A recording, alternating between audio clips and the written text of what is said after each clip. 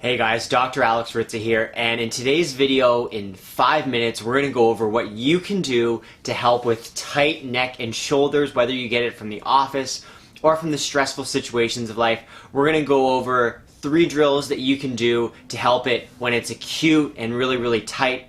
We're going to go over a couple of exercises that you can do to try and help prevent it or keep from tightening up again.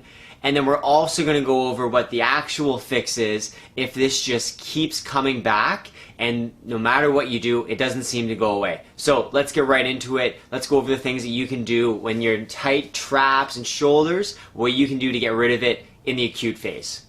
Okay, so you're sitting at the office or life is stressful and you notice your trapezius muscle, the shoulders, the nape of the neck, it's really tight. The first thing I do, start off with some shoulder shrugs or shoulder circles. This is going to make you more aware of what's happening in your shoulders, more mindful, realizing if your shoulders are up like this. It's also going to provide some nice relief because you're going to turn those trapezius muscles on and then off, and you're going to be able to find a more relaxed state. So some shoulder circles moving forward and then moving backwards, and I would do that for up to a minute. The next thing we're going to do is we're going to do our chair stretch. So our chair stretch we've gone over in the past, and with that, that's where we're sitting at a chair, we grab onto our chair, we lean our body to the side, and then after we've taken all the slack out of the soft tissues here, including the muscles and the fascia, then we stretch our neck gently over, making sure that with that we breathe nicely through the belly.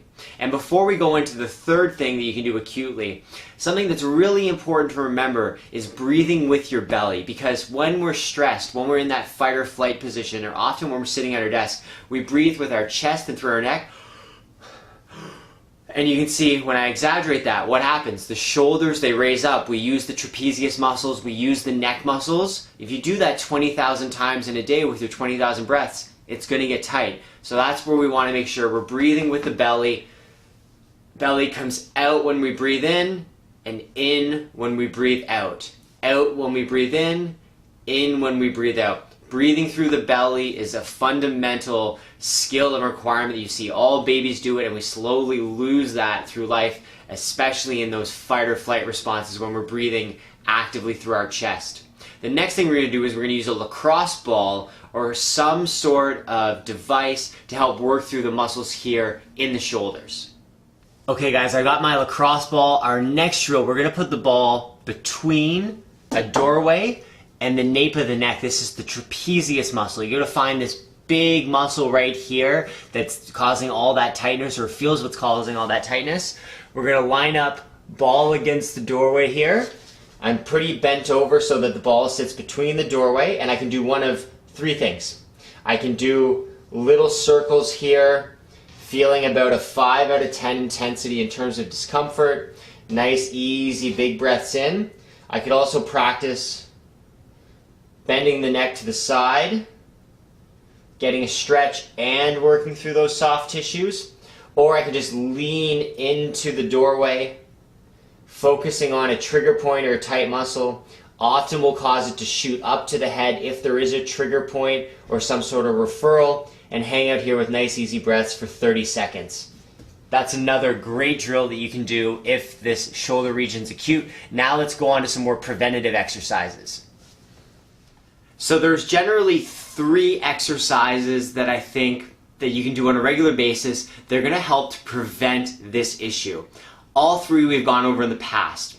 One is working on a cervical extension mobility drill. With this drill, we interlock the hands behind the neck, standing or sitting at a chair, and we slowly arch the neck back, which is going to improve some mobility or flexibility at the base of the neck. That's often where this shoulder tightness is generated from.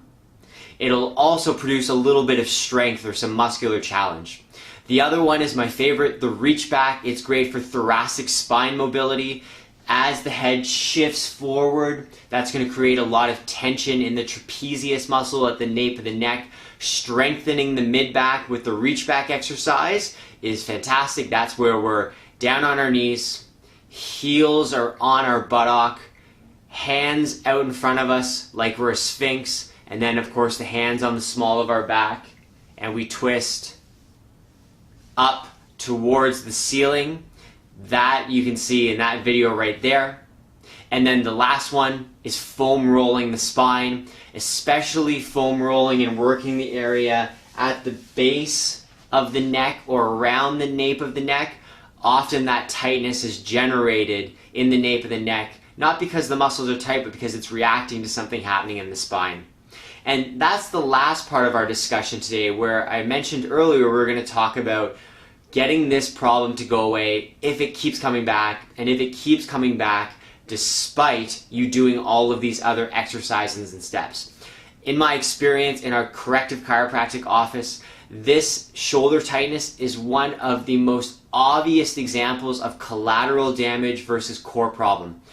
If there was a core problem in the spine, it can often lead to other conditions, pain, or things like tightness in the shoulder that are not the actual problem, but are the consequence or the collateral damage from some sort of core problem in the spine or in the nervous system. In our experience, this shoulder tightness is really tough to get rid of if there's an existing problem with the spine, because unless you correct the actual underlying problem in the spine with either lots and lots and lots of preventative work and corrective work, or sometimes that not enough, with some corrective chiropractic care, often that shoulder tightness just doesn't go away. But that's why I give you guys the exercises. Try this stuff at home, try it at the office, see if that helps. And if it doesn't help, if it doesn't get it to go away, at least you know why now, and you can either give us a call, get in touch with us, or another corrective chiropractor in your neighborhood. Guys, I'm signing off from this video on neck and shoulder tightness. I hope it helps as always, and please feel free to send me a message or an email should you have any follow-up questions. And give this a like and give this a share with your friends, family, and loved ones if they need help with this stuff too. Take care, guys.